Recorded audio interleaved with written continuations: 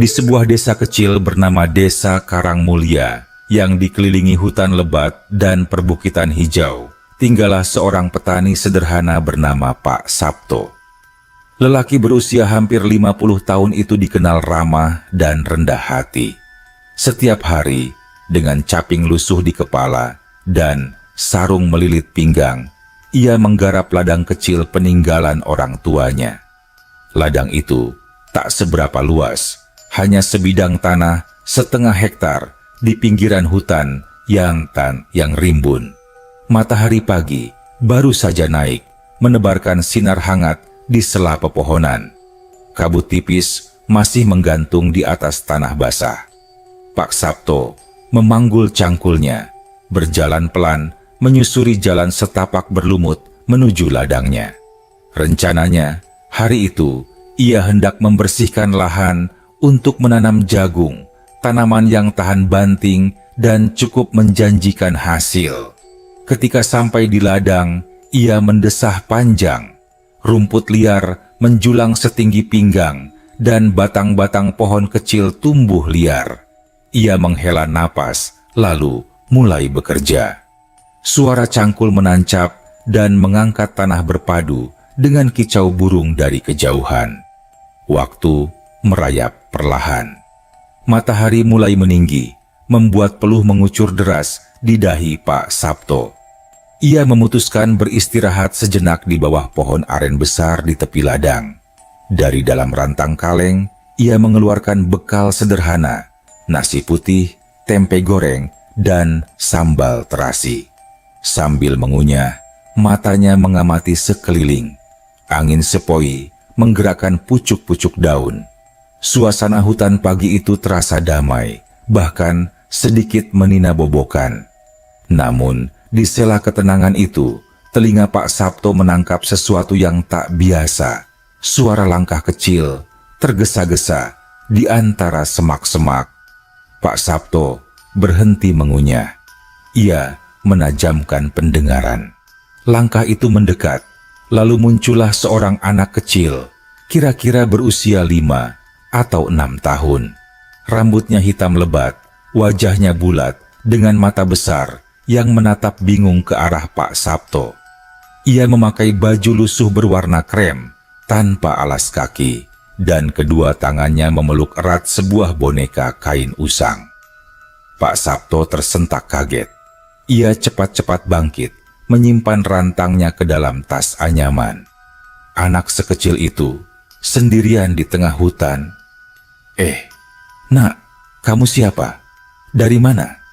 tanya Pak Sabto dengan suara lembut, berjongkok agar sejajar dengan si bocah. Anak itu hanya memandangnya dengan mata berkaca-kaca, tanpa menjawab. Pak Sabto mendekat perlahan, memastikan tak ada luka atau cedera. "Kamu nyasar ya? Bapakmu di mana?" Masih tak ada jawaban. Hanya tatapan kosong dan napas kecil yang terengah-engah. Pak Sabto menghela napas. Ia menoleh ke sekeliling, berharap melihat seseorang, barangkali orang tuanya, mencari si anak. Tapi hutan itu tetap sepi. Hanya deru angin dan riuh serangga. Insting tuanya segera mengambil alih. Ia tak tega membiarkan anak kecil sendirian di tempat seperti ini. "Ayo, ikut bapak," kata Pak Sabto sambil mengulurkan tangan. Anak itu ragu-ragu, lalu perlahan menyambut tangan Pak Sabto. Jemarinya dingin dan kotor, seolah sudah lama berkeliaran di luar. Pak Sabto memutuskan untuk membawa anak itu pulang ke desa. Tapi sebelum melangkah, anak itu menarik-narik lengan bajunya. "Mau pulang?" gumamnya lirih, suaranya serak. "Pulang? Rumahmu di mana, Nak?" Anak itu menunjuk ke arah barat laut, ke jalur setapak kecil yang hampir tak terlihat karena tertutup ilalang. Pak Sabto mengernyit. Setahunya, ke arah situ hanya ada hutan yang lebih lebat, tak ada rumah, apalagi kampung. Tapi, melihat tatapan penuh harap dari si bocah, ia tak tega menolak. "Baiklah, Bapak antarkan," katanya lembut. Mereka mulai berjalan. Pak Sabto memanggul cangkul di pundak sambil menggenggam erat tangan kecil itu. Jalan setapak itu makin sempit, bahkan di beberapa tempat nyaris tak ada. Ilalang dan akar pohon membelit langkah mereka. Udara makin lembab dan bau tanah basah bercampur aroma dedaunan membusuk makin kuat. Waktu terasa berjalan lambat. Sesekali Pak Sabto menoleh ke belakang, sekadar memastikan arah pulang. Di hatinya mulai tumbuh rasa was-was, tapi ia menepisnya. Ini pasti hanya kampung kecil yang belum pernah ia kunjungi, pikirnya. Setelah berjalan hampir 1 jam, suara-suara aneh mulai terdengar. Gemerincing halus seperti lonceng kecil, bisikan samar, dan bunyi suling lirih yang seolah menari di antara pepohonan. Pak Sabto merinding. Ia menggenggam tangan bocah itu lebih erat. Anehnya, si anak terlihat biasa saja. Wajahnya malah tampak sedikit berbinar, seolah sudah dekat dengan rumah. "Kamu, namamu siapa, Nak?" tanya Pak Sabto, mencoba mencairkan suasana. "Badun," jawab bocah itu lirih. "Badun, rumahmu masih jauh?" Badun hanya mengangguk pelan. Mereka terus berjalan, menembus hutan yang seakan makin aneh. Di beberapa tempat, Pak Sabto merasa jalan yang dilewati seperti berputar-putar. Pepohonan terlihat sama, batu-batu besar berlumut pun tampak berulang. Ia sempat ragu, apakah ia sedang tersesat. Namun, sebelum sempat berpikir lebih jauh, Pak Sabto melihat sesuatu yang membuatnya terpana. Di kejauhan, di balik deretan pohon beringin besar, tampak sebuah kampung kecil. Rumah-rumah panggung dari kayu berdiri rapi, cat-catnya masih baru dan bersih. Asap tipis mengepul dari beberapa dapur. Anak-anak kecil berlarian, para wanita sibuk menumbuk padi, dan para pria membelah kayu. Pak Sabto mengerutkan kening. Ia belum pernah mendengar ada kampung di tengah hutan ini. "Ini rumahmu, Nak?" Badun mengangguk, wajahnya cerah. Pak Sabto menelan ludah. Rasa ragu menggelayut di hatinya, tapi ia mencoba berpikir positif. Barangkali ini kampung baru, penduduk baru, pikirnya. Saat mereka melangkah masuk ke kampung itu, suasana terasa aneh. Semua orang di sana berhenti sejenak, menatap Pak Sabto dan Badun, tapi bukan tatapan marah atau curiga, melainkan tatapan dalam, seperti mengenali sesuatu. Seorang wanita setengah baya, mengenakan kebaya hijau pudar, bergegas menghampiri. Ia memeluk Badun erat-erat, air matanya menetes deras.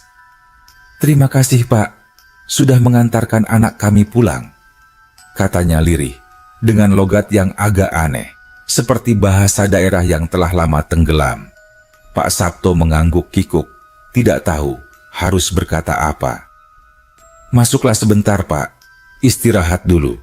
Mari, silakan," ajak si wanita. Pak Sabto ragu, tapi melihat keramahan mereka dan rasa letih yang mulai menyerang, ia pun mengikuti mereka masuk ke sebuah rumah panggung yang besar.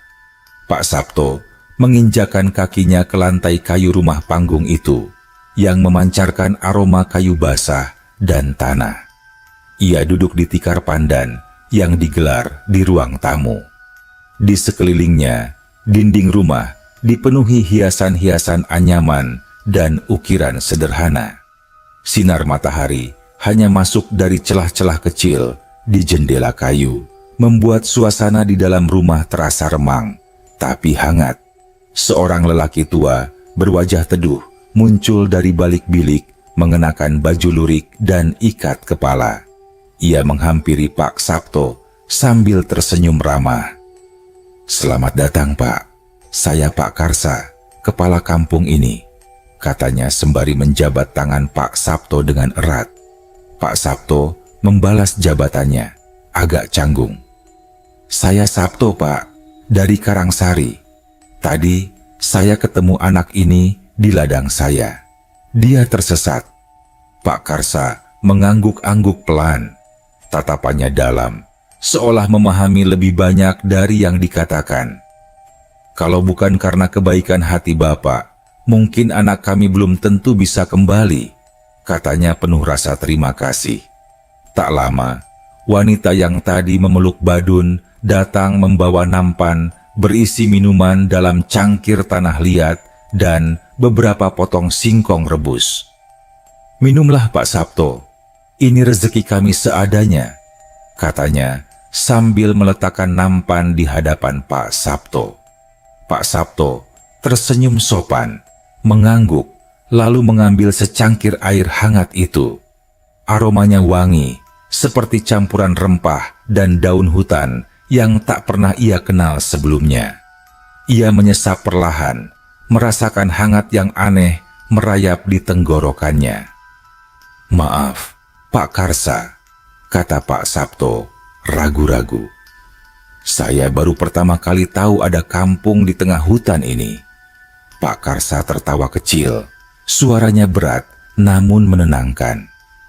"Desa kami memang tidak terlihat dari luar, Pak. Sudah dari dulu kami hidup di sini, tersembunyi di balik hutan," katanya. Nadanya mengambang, seperti menyimpan rahasia besar. Pak Sabto mengangguk-angguk, meski pikirannya penuh tanya. Namun, ia memilih diam, tak ingin berprasangka. Sambil menikmati singkong rebus, matanya mengamati kehidupan kampung itu dari celah jendela. Ia melihat anak-anak kecil berlarian sambil tertawa, para wanita membawa tempayan dari kayu, dan para lelaki sibuk menyiapkan kayu bakar. Tapi, ada sesuatu yang janggal. Semuanya bergerak dengan irama yang teratur, hampir seperti tarian. Tak ada suara teriakan, tak ada amarah. Semua tampak terlalu sempurna. Pak Sabto merasa bulu kuduknya meremang. Tak lama, Pak Karsa berdiri.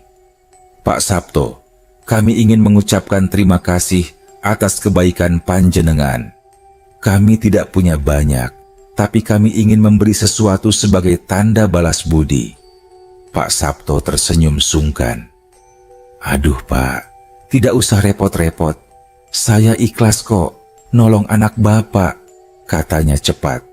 Namun Pak Karsa hanya tersenyum bijak.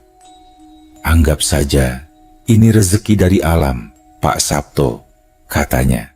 Lalu melambaikan tangan ke arah seorang lelaki muda. Lelaki itu membawa sebuah bungkusan kecil yang dibalut kain putih bersih. Ia menyerahkannya kepada Pak Sabto dengan hormat. "Ini Pak, simpan baik-baik. Jangan dibuka sebelum sampai rumah." Pak Sabto menatap bungkusan itu ragu. Rasanya berat, meski bentuknya tak terlalu besar. Ia menerima dengan dua tangan, menahan rasa penasaran yang membuncah. "Terima kasih Pak, tapi ini apa ya?" tanyanya pelan. Pak Karsa tersenyum, tak menjawab langsung. "Pak Sabto akan tahu nanti. Sekarang, sebaiknya panjenengan segera pulang. Hari makin sore." Pak Sabto mengangguk, meski hatinya penuh rasa ingin tahu. Ia menoleh ke arah Badun yang kini duduk di pangkuan ibunya, melambaikan tangan kecil ke arahnya. Pak Sabto membalas lambaian itu, lalu berdiri, membetulkan caping di kepala, dan menggantungkan bungkusan di pundaknya.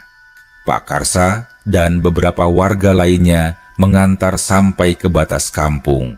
Sebelum melangkah lebih jauh, Pak Karsa berpesan, "Ingat, Pak Sabto, jangan pernah menoleh ke belakang, apapun yang panjenengan dengar."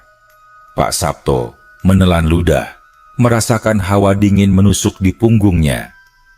"Iya Pak," jawabnya singkat.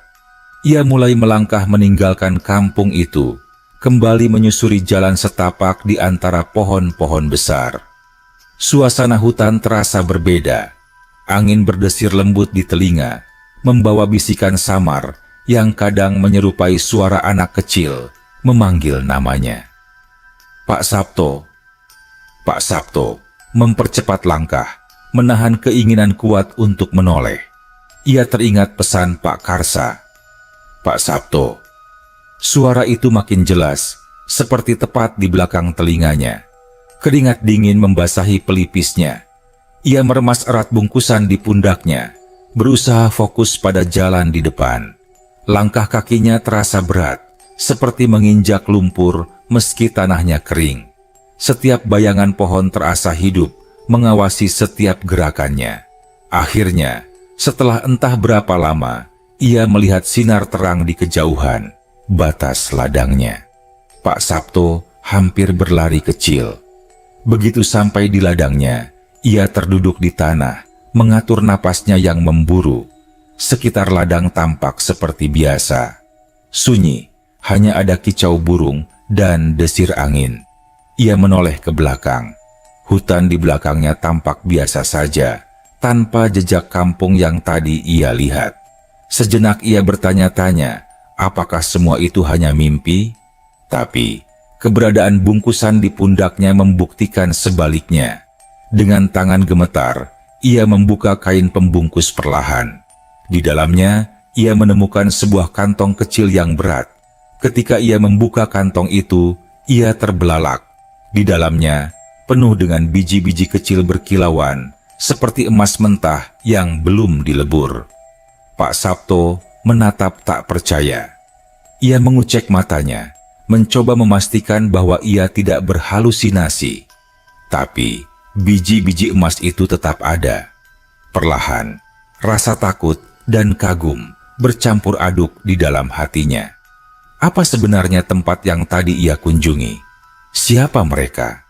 Dan untuk apa mereka memberinya hadiah sebesar ini? Langit mulai memerah di ufuk barat.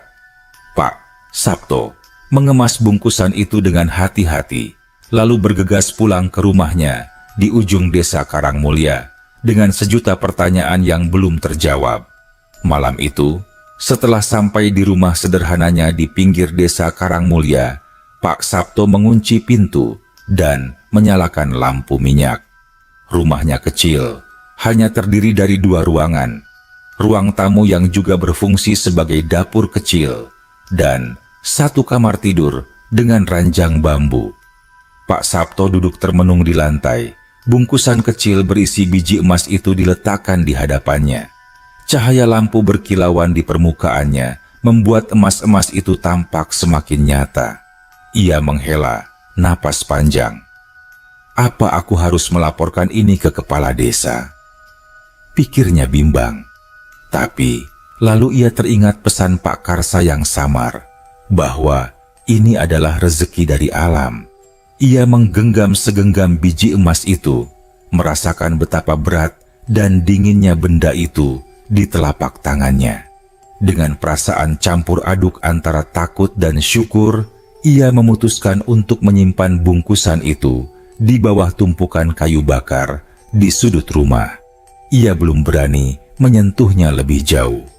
Malam itu, Pak Sabto tidur tidak tenang. Mimpi-mimpi aneh menghampirinya.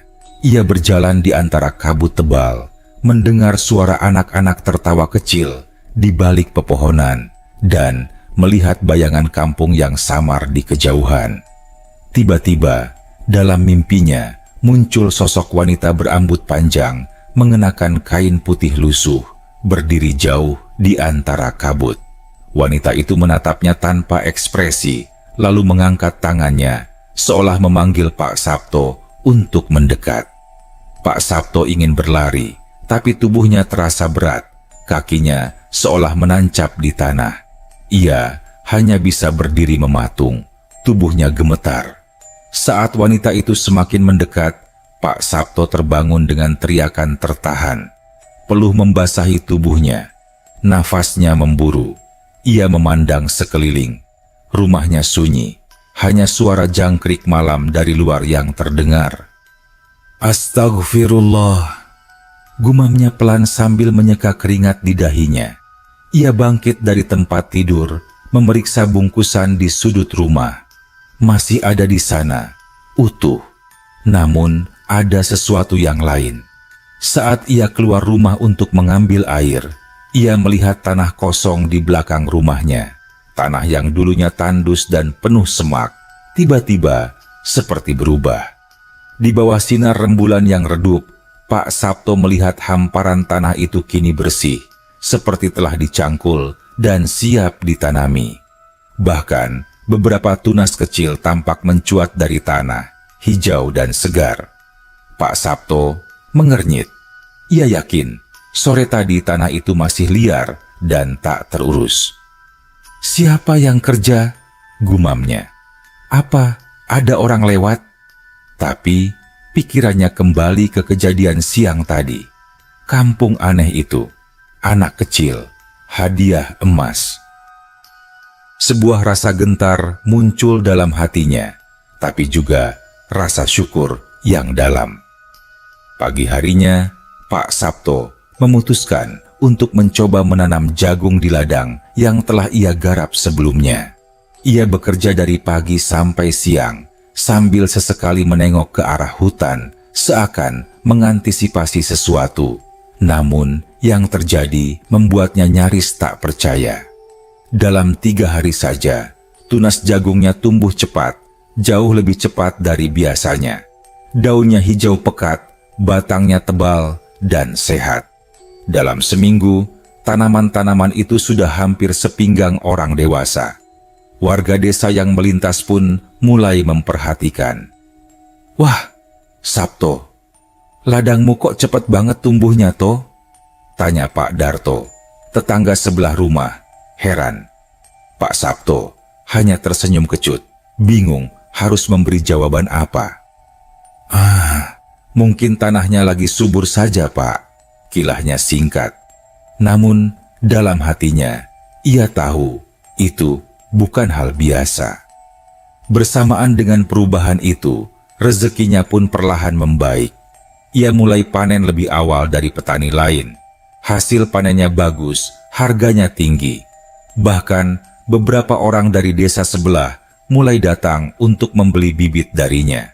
Rumah Pak Sabto yang dulunya sederhana, kini perlahan direnovasi. Ia memperbaiki atap, mengganti dinding kayu lapuk dengan papan baru, bahkan mulai membeli seekor sapi untuk membantunya bertani. Semua itu berlangsung dalam waktu yang terasa cepat, nyaris ajaib. Namun, di balik semua keberuntungan itu, Pak Sabto mulai merasakan keanehan-keanehan kecil di sekelilingnya. Kadang-kadang saat malam hari, ia mendengar suara langkah kecil berlarian di pekarangannya, padahal tak ada siapa-siapa. Pernah juga ia mendengar suara ketukan lembut di pintu, namun ketika dibuka, hanya ada angin malam yang berhembus. Pernah sekali, saat ia tengah duduk di beranda, menghirup kopi hangat, ia melihat sosok bayangan kecil berlari melintas di kebunnya. Sosok itu sepertinya memakai pakaian lusuh, rambutnya panjang acak-acakan. Pak Sabto mengucek matanya, berpikir itu hanya bayangan. Namun bayangan itu muncul lagi malam-malam berikutnya. Tetangga-tetangganya mulai berbisik-bisik. Ada yang berkata bahwa rumah Pak Sabto kini ada yang menunggu. Ada yang bilang ia mendapat bantuan dari dunia lain. Pak Sabto hanya tersenyum kecil setiap kali mendengar gosip itu. Ia tidak mau membenarkan atau membantah. Dalam hatinya, ia hanya berdoa, semoga semua ini memang berkah, bukan musibah. Namun, di sudut hatinya yang paling dalam, rasa takut itu perlahan tumbuh. Ia mulai bertanya, sampai kapan mereka akan membantunya? Apa yang mereka inginkan sebagai balasan?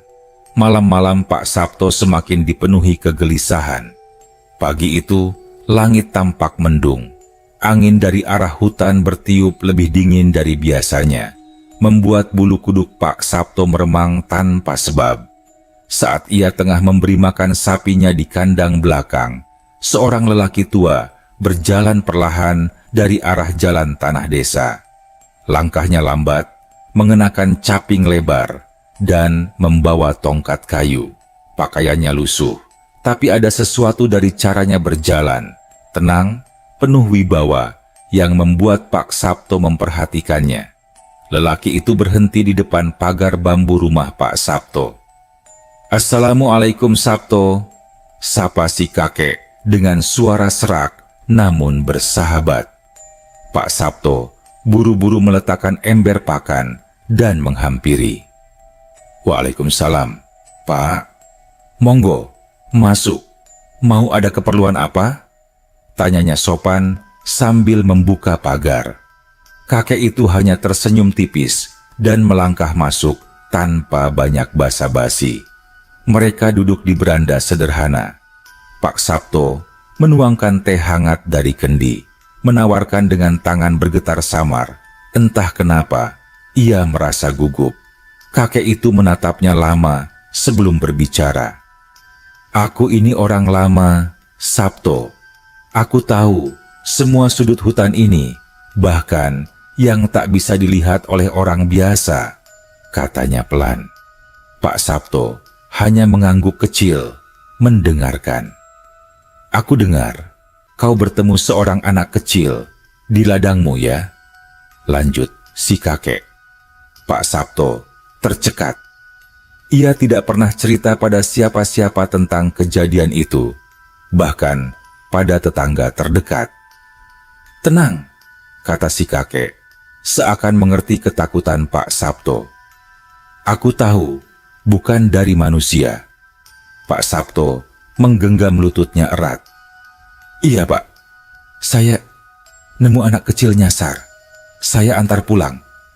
Tapi saya rasa itu bukan kampung biasa." Si kakek mengangguk dalam. "Itu bukan kampung biasa, Sabto. Itu kampung Bunian," katanya lirih. "Kau telah menolong salah satu dari mereka."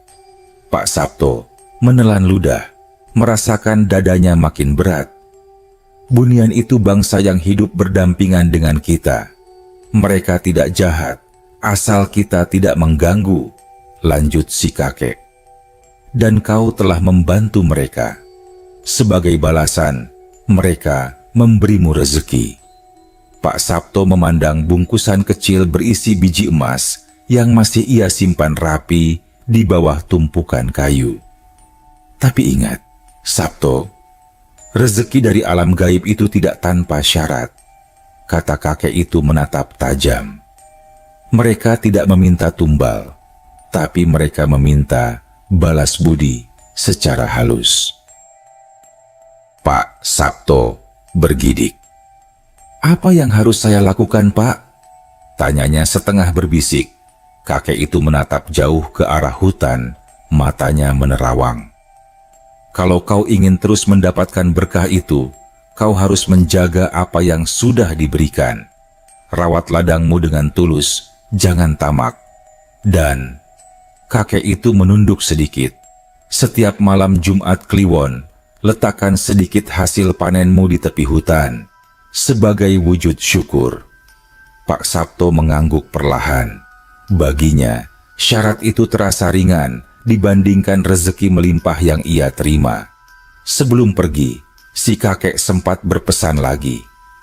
"Kalau suatu malam ada suara mengetuk pintumu, jangan dibuka, cukup jawab dari dalam dan ucapkan terima kasih."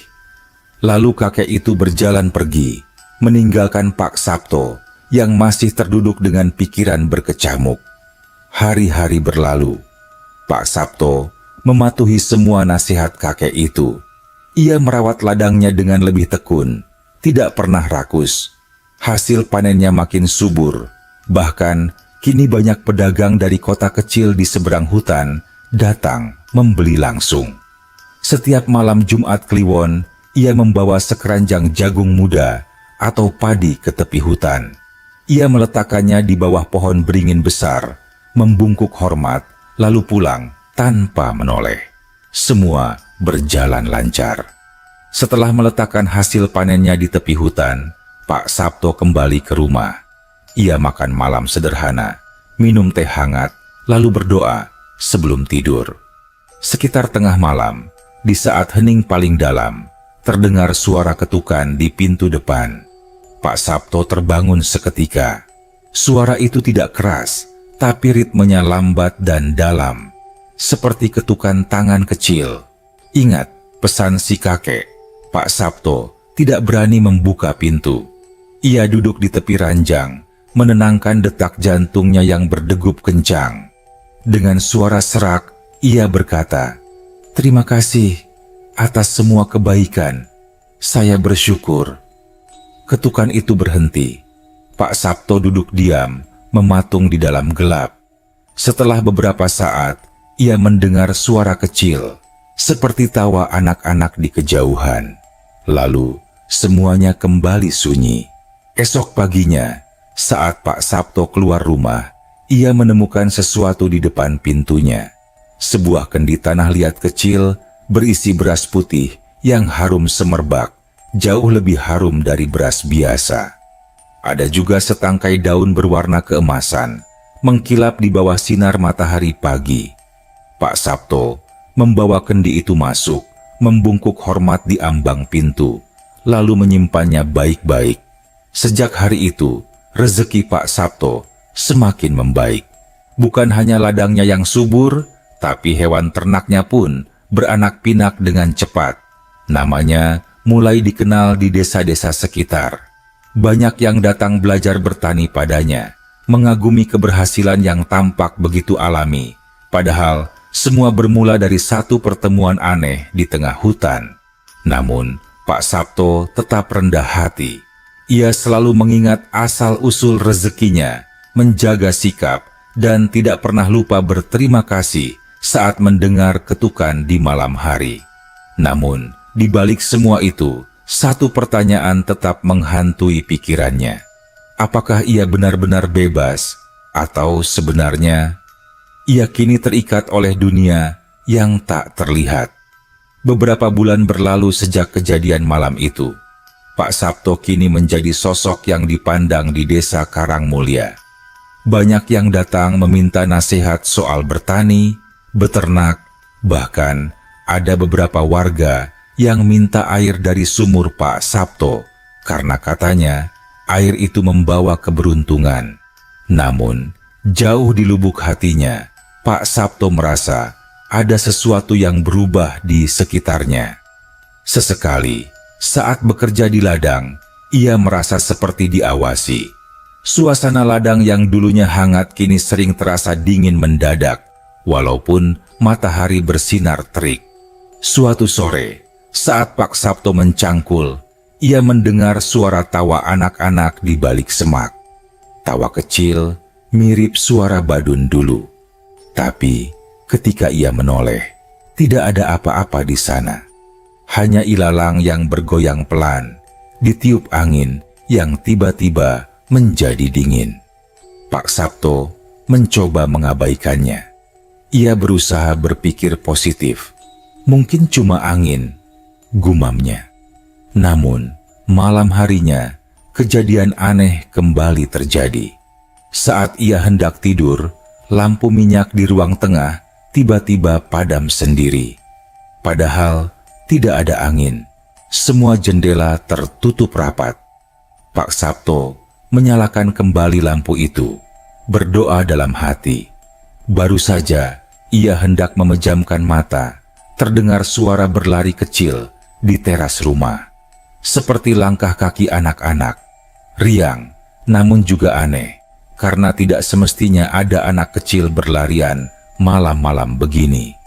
Ingat pesan si kakek, Pak Sabto memilih untuk tidak keluar. Ia hanya menarik selimut sampai ke dagu, memejamkan mata rapat-rapat sambil terus berzikir dalam hati. Besok paginya, ketika membuka pintu, ia menemukan jejak-jejak kaki mungil di tanah basah depan rumah. Jejak itu kecil sekali, tidak seperti jejak anak manusia biasa. Lebih menyerupai jejak kaki, makhluk kecil dari cerita-cerita tua. Pak Sabto mulai merasa resah. Ia ingat pesan si kakek, bahwa rezeki dari mereka harus dijaga dengan syukur dan kesadaran penuh. Jangan tamak, jangan lalai.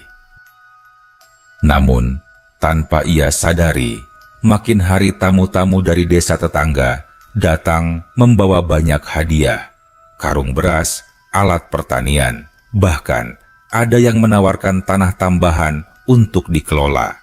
Pak Sabto yang dulu hidup sederhana, kini mendadak menjadi orang berada di desa kecil itu. Sebagian kecil hatinya merasa bangga. Tapi, di sudut lain, Pak Sabto tahu, semua ini bukan murni hasil keringatnya sendiri. Ada sesuatu yang ikut campur. Dan malam-malam yang semakin sunyi itu menjadi pengingatnya. Suatu malam, tepat saat bulan purnama, terdengar ketukan di pintu belakang. Berbeda dari sebelumnya, ketukan ini lebih berat, lebih dalam. Seolah yang mengetuk bukan tangan kecil, melainkan tangan tua, kasar. Pak Sabto bergidik. Ia menahan napas. Ketukan itu terdengar lagi. Dengan bergetar, ia mengucap salam dan terima kasih dari dalam, tanpa membuka pintu. Namun kali ini, tidak ada suara tawa kecil. Tidak ada keheningan manis. Yang terdengar justru suara desahan panjang. Berat. Menyeramkan. Seperti seseorang yang kehabisan napas. Pak Sabto hampir saja pingsan ketakutan. Ia memaksakan diri membaca ayat-ayat suci sampai fajar menyingsing. Ketika matahari mulai muncul, ia memberanikan diri membuka pintu belakang. Di tanah, ia menemukan sesuatu yang membuatnya lemas. Sebuah boneka kecil dari jerami, berbentuk manusia, tergeletak di atas daun pisang. Di dada boneka itu, tertusuk duri pohon salak, dan di sebelahnya ada tulisan samar dari tanah. Jangan lalai. Pak Sabto terduduk di tanah, keringat dingin membasahi tubuhnya. Suatu sore, setelah memandangi ladangnya, ia memutuskan untuk pergi ke tepi hutan. Dengan membawa sekeranjang hasil panen sisa, jagung kecil-kecil, dan beberapa ikat padi kering, Pak Sabto berjalan ke pohon beringin besar. Di sana, ia meletakkannya. Ia membungkuk dalam, menahan air mata. Dengan segala kerendahan hati, saya mohon maaf. Saya khilaf. Saya lupa diri. Saya bersyukur atas semua yang telah diberikan. Saya tidak meminta apa-apa lagi. Cukup, ucapnya lirih, hampir berbisik. Angin berhembus lebih kencang dari biasanya. Daun-daun kering berputar-putar di sekelilingnya, seolah-olah ada sesuatu yang mendengarkan. Pak Sabto berdiri lama di sana, hingga matahari benar-benar terbenam di balik bukit. Malam itu, untuk pertama kalinya dalam beberapa minggu, rumah Pak Sabto terasa hangat. Tidak ada ketukan pintu, tidak ada suara langkah kaki, tidak ada suara tawa kecil atau desahan berat. Pak Sabto tertidur pulas dalam damai. Esok paginya, ia menemukan sebuah tanda di ladangnya. Sekuntum bunga liar berwarna putih mekar di tengah petakan tanah yang sebelumnya kering kerontang. Bunga itu tampak biasa, namun ada aura kesucian yang kuat menguar darinya. Pak Sabto mengerti, ia telah diterima kembali, tapi kini ia sadar rezeki sejati bukanlah tumpukan harta, melainkan ketenangan hati, rasa cukup, dan rasa syukur yang tulus kepada Yang Maha Kuasa, dan pada alam semesta yang tak kasat mata.